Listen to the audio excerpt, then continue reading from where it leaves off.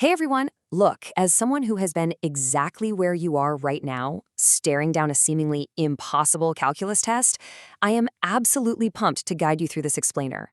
Today, we're diving straight into Ramsaw's MIT Math is Tricky Speed Tricks.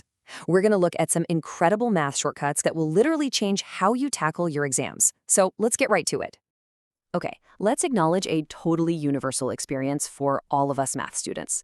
Have you ever felt that sheer, absolute panic of a ticking exam clock when you're just hopelessly stuck on a massive calculus problem? You know the exact feeling. You've written half a page of algebra, you're totally lost in the weeds, and your time is just slipping away. It's the absolute worst, right? Well, take a look at the difference here. Normally, the traditional way involves literal pages of algebraic factoring, endless chain rules, and eating up precious minutes you just don't have to spare. But what if I told you there's a way to bypass all that tedious algebra entirely? Ramsaw's MIT Math Method gives you a toolkit to solve these exact same problems in under 5 seconds. Yes, I mean literally 5 seconds.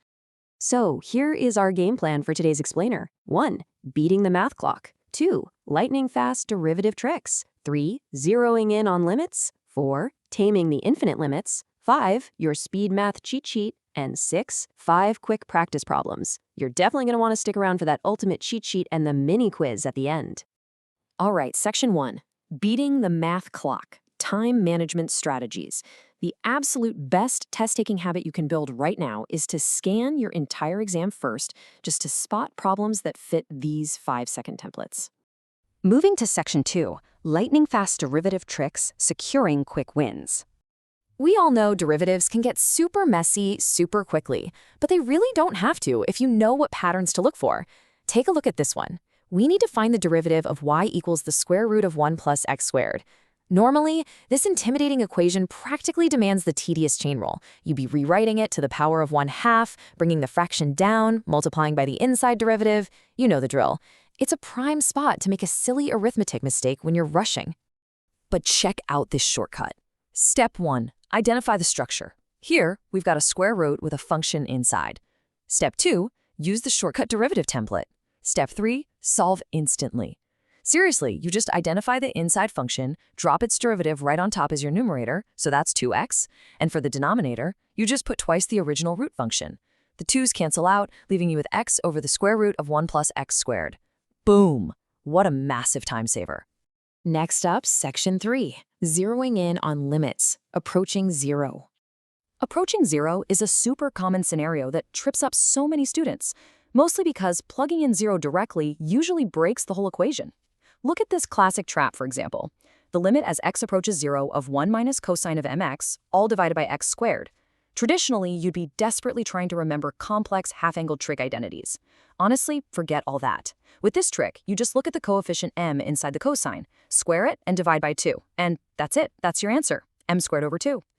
And hey, speaking of limits, think of L'Hopital's rule kind of like a VIP pass at an exclusive club. When you try to evaluate a limit and get a 0 over 0 fraction, which is basically the velvet rope blocking your way, this VIP pass lets you completely bypass it. How? By simply taking the derivative of the numerator and dividing it by the derivative of the denominator. It is an absolutely essential speed tool for your arsenal. Let's keep the momentum going with section 4. Taming the infinite limits, to infinity and beyond. Now, when you're dealing with infinity, please do not accidentally use the approaching zero tricks. Always verify your limit condition first. When x is heading off to infinity, I want you to think of it like a rock concert. In a rational polynomial, the highest exponent is the loud lead singer. It completely drowns out all the background noise of the lower numbers. So, what's your shortcut? Just find the terms with the highest exponents on the top and the bottom, ignore literally everything else, and take the ratio of their coefficients. Simple as that. And here's another incredible infinity shortcut. Whenever you see these terrifying, massive summation series over n to the power of m on a test, take a breath. Do not panic. Relax, because that whole intimidating series elegantly collapses. The answer is simply 1 over m. I know, it looks incredibly complex, but it's actually just a 5-second rule hiding in plain sight. All right, section 5, your speed math cheat sheet, the ultimate summary. So, consolidating all these templates into one place is the real secret to moving fast. I highly recommend you go ahead and screenshot this cheat sheet matrix right now. It cleanly maps out exactly when you should use your El Hapital VIP pass versus when you need to deploy the rock concert trick, all based on whether the condition is approaching 0 or approaching infinity. And as you start applying these shortcuts, you've got to remember these 3 golden rules. 1. Scan your exam early. 2. Verify the limit approach. And 3. Always check your signs. To master these efficiently, make it a hard habit to double-check your positives and negatives, because honestly, rushing through a 5-second trick can sometimes lead to super simple arithmetic slips. Don't lose easy points over a rogue minus sign. Finally, Section 6. 5 quick practice problems. Test your skills.